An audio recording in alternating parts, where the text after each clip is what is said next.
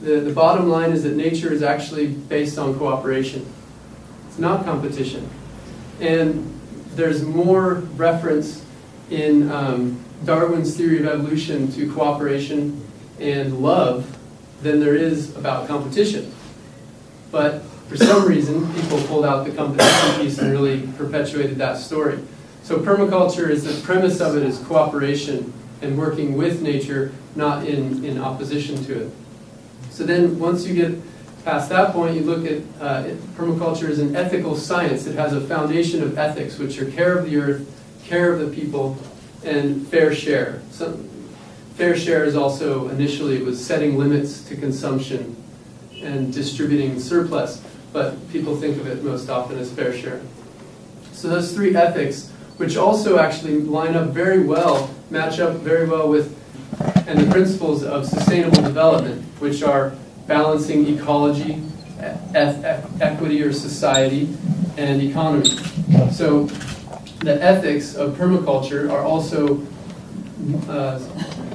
very similar to the sustainable development philosophy.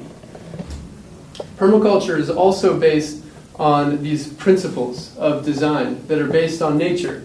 And what they did was they studied systems, they studied earth systems, and they studied systems theories and ecology and biology, and they had this vast training, the founders of permaculture, in natural sciences, earth sciences, and they extrapolated what are the patterns that we can really use based on nature to design.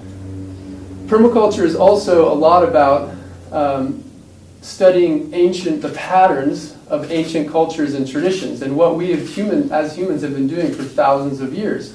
Because more than likely, there's some really useful, wise information from all these indigenous cultures that have become familiar with place for thousands of years, and they have practices and philosophies and cultural knowledge that is not even understood if you try by science. But so it's this combination of modern science and ancient indigenous wisdom.